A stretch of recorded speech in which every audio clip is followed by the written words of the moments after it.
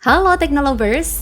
Di setiap bagian wilayah benua Asia, ada satu negara yang paling mendominasi soal militer. Hal itu bisa dibuktikan dengan banyaknya jumlah armada dan faktor pendukung lainnya yang menunjang kekuatan militer. Sebut saja di Asia Selatan ada India yang paling terkuat. Lantas, bagaimana jika kita adukan dengan negara terkuat militernya di Asia Tenggara?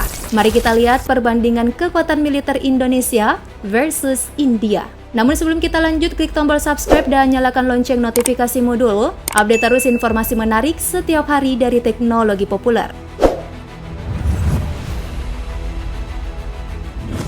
Seperti yang kita tahu, Tentara Nasional Indonesia terdiri dari 3 angkatan bersenjata, yakni TNI Angkatan Darat, TNI Angkatan Laut, dan TNI Angkatan Udara. Begitupun dengan India, juga memiliki angkatan bersenjata di 3 matra. Sama seperti Indonesia yang memiliki pasukan khusus yang handal, India juga didukung Coast Guard India dan organisasi paramiliter seperti Assam Rifles dan Special Frontier Force dan berbagai perintah serta institusi angkatan lainnya. Misalnya Komando Pasukan Strategis India, Komando Andaman dan Nicobar, dan terintegrasi staf pertahanan. Menurut data Global Firepower, saat ini kekuatan militer India menduduki peringkat keempat dari 140 negara, sedangkan Indonesia berada di posisi ke-16. Menurut laman Wikipedia, berdasarkan data-data yang bersumber dari lembaga resmi sensus internal, perkiraan PBB, maupun organisasi internasional, hingga pertanggal 1 Agustus 2021,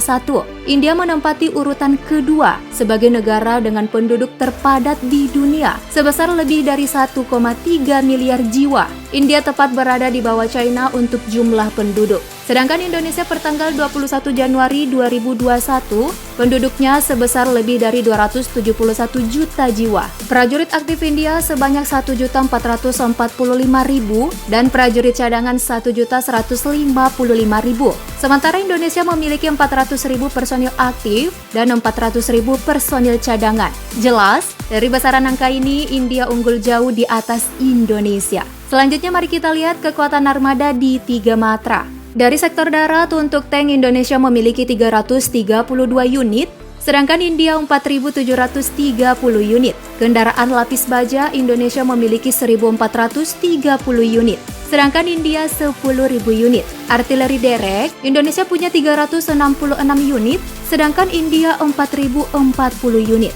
Untuk artileri gerak, Indonesia memiliki 153 unit, sedangkan India 100 unit. Terakhir, proyektor roket. Indonesia memiliki 63 unit, sedangkan India sudah ada 374 unit. Nah, jika dijumlahkan, armada darat Indonesia sebanyak 2.344 unit, sedangkan India 19.244 unit. Dari lini darat, India jauh mengungguli Indonesia yang didominasi dengan kendaraan lapis baja. Lanjut kita ke sektor udara. Untuk pesawat tempur, Indonesia memiliki 41 unit, sedangkan India 542 unit. Pesawat serangan khusus Indonesia 38 unit, India 130 unit. Pesawat latih Indonesia memiliki 109 unit, sedangkan India 345 unit. Selanjutnya pesawat pengangkut Indonesia memiliki 64 unit, sedangkan India 251 unit. Pesawat misi khusus Indonesia 17 unit, sedangkan India 70 unit. Helikopter militer Indonesia 188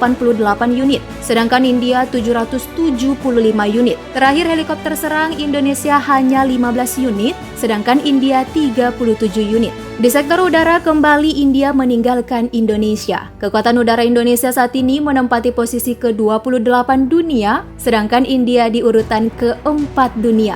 Next, kita ke sektor laut. Baik Indonesia maupun India sama-sama tidak memiliki kapal induk, sedangkan kapal perusak India sudah memiliki 10 unit, sedangkan Indonesia tidak memiliki 1 unit pun. Untuk kapal korvet Indonesia 24 unit, sedangkan India 23 unit. Lalu untuk frigates Indonesia punya 7 unit, sedangkan India 13 unit. Kapal selam Indonesia hanya 4 unit, sedangkan India 17 unit. Kapal patroli Indonesia 179 unit, sedangkan India 139 unit. Terakhir, kapal perang ranjau. India tidak memiliki 1 unit pun, sedangkan Indonesia sudah ada 10 unit. Untuk sektor laut, selisih jumlah armada Indonesia dan India tidak sejauh armada darat dan udara tadi. Tapi tetap India punya lebih banyak dari Indonesia.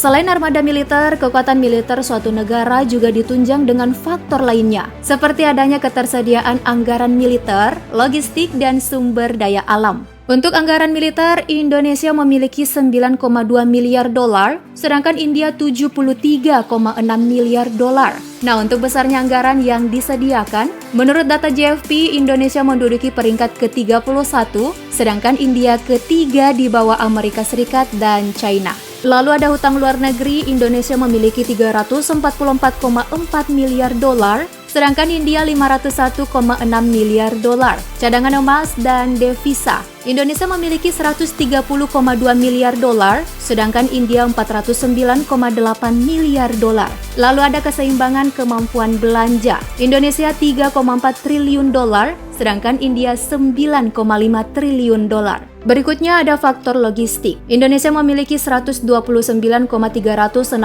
juta jiwa angkatan kerja, sedangkan India 521,9 juta jiwa angkatan kerja. Indonesia memiliki 9.879 unit kapal sipil, sedangkan India 1.731 unit. Sebanyak 16 pelabuhan dan terminal utama yang dimiliki Indonesia, sedangkan India 13 pelabuhan dan terminal utama. Sepanjang 437.759 km cakupan jalan raya yang dimiliki Indonesia, sedangkan India 3.320.410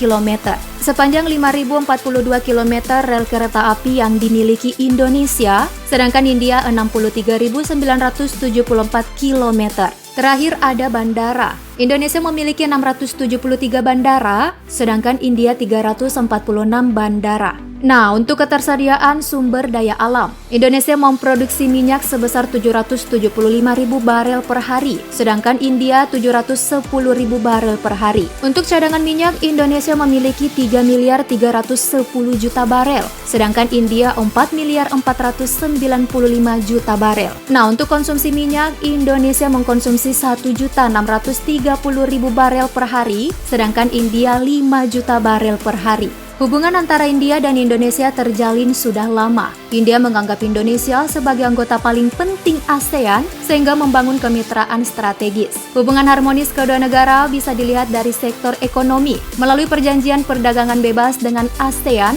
di mana Indonesia menjadi anggotanya. Indonesia dan India juga sama-sama anggota G20, yakni kelompok 20 ekonomi utama dengan perekonomian besar di dunia.